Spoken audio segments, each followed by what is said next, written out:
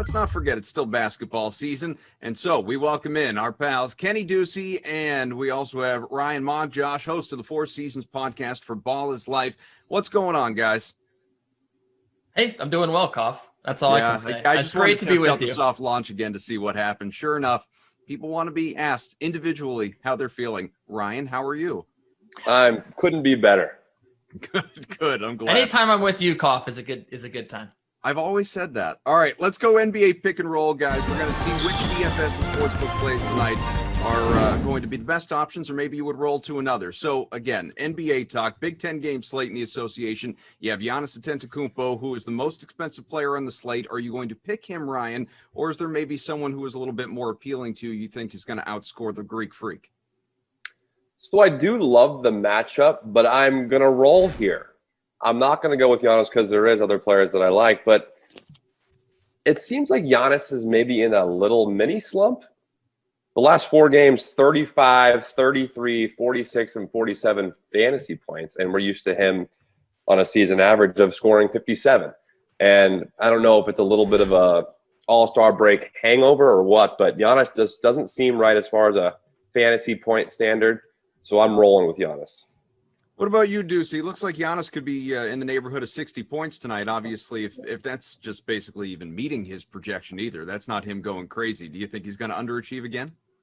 I mean, yeah, if he gets around 60 fantasy points, I really like my other guy here that I want to talk about, and that is Karl Anthony Towns at 10.1K. You know, Memphis has the worst post-up defense in the NBA at 1.14 points per play, according to Synergy Sports. So they have just been dreadful against anybody trying to post up. So I think Karl Anthony Towns actually here has a pretty good matchup. You also talk about the fact that, Memphis just, I mean, what are they playing for at this point? They have no defense. They seem very disinterested. So, and you look at a guy that has had 60 fantasy points per game over the last 4 in Karl Anthony Towns. The minutes have been incredible. It looks like, it's like Tom Thibodeau's back in town. The usage has been incredible as well. I think the Cat is set up here for a pretty nice game. And, is he going to top the slate? I mean, it's always tough to do when Giannis is there, but I certainly think that he could push for a top 3 spot on this slate.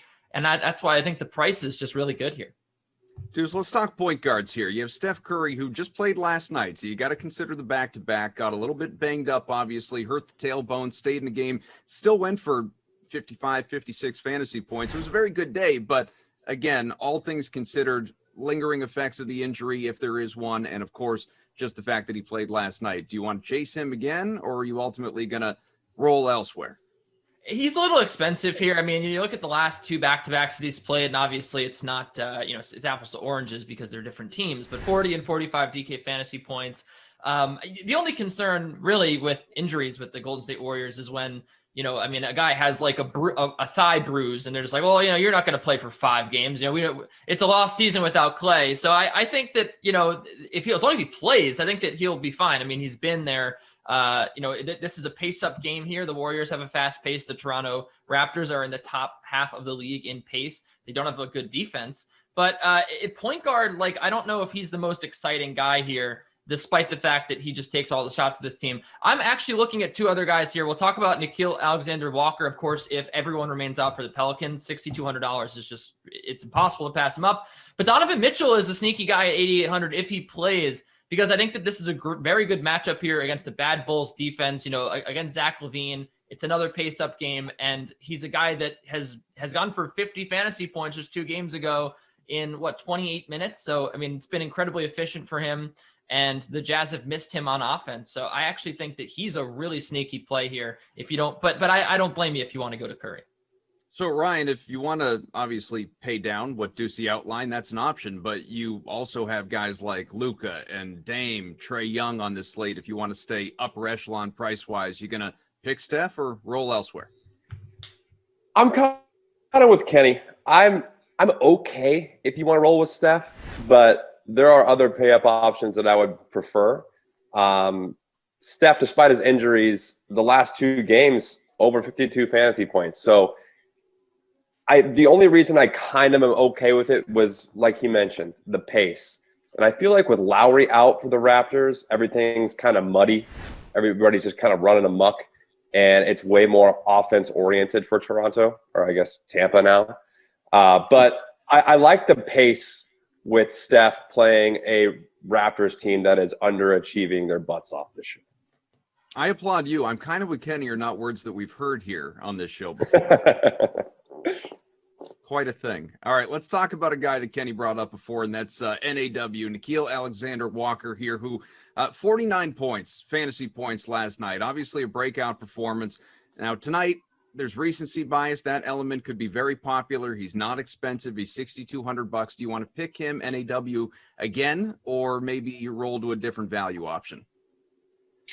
So they're banged up a lot, like Kenny mentioned. And the common trend with NAW, or Nickeil Alexander-Walker, is he balls when Lonzo's out. I mean, the last, 4, 5, 6 games, 32, 33, 36, 33, 31, and 49 the other night against Orlando. When Lonzo's out, he gets all those minutes. And so I guess I'm picking Nickeil Alexander-Walker with Lonzo out. And I think I might roll if Lonzo is in, because I think they're going to try to get Lonzo some touches and get acclimated more with getting back from injury. You ready, Kenny? I'm going to dad joke you here. You going to go with Nickeil Alexander-Walker tonight, or nah?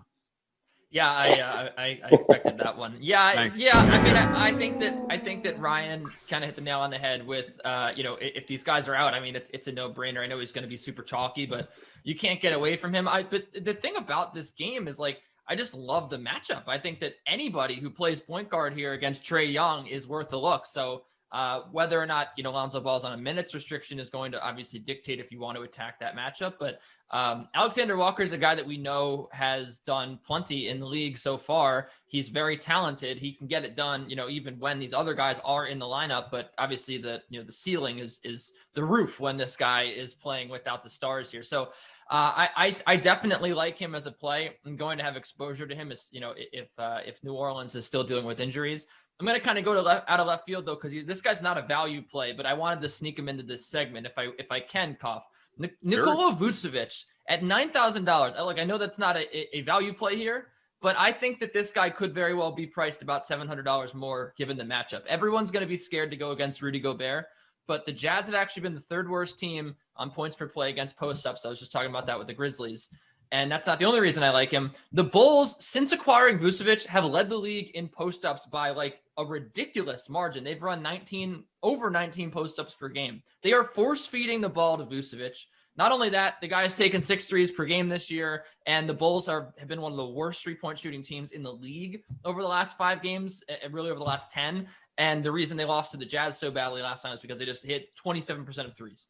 So I think that Vucevic is going to get all of the ball here. I think that they are going to just give the Vucevic the ball in the post. They're going to give him the ball from the 3-point line, and he's just going to have a gazillion shots here. So I actually like him as a sneaky play. I know that he doesn't fit the mold of like a high-priced point guard or even a high-priced guy on the slate, but I really think that he's a good play tonight. Would you guys believe our crew didn't like my joke? I'm pretty sure all 6 likes on this YouTube stream are since that joke happened, Kenny.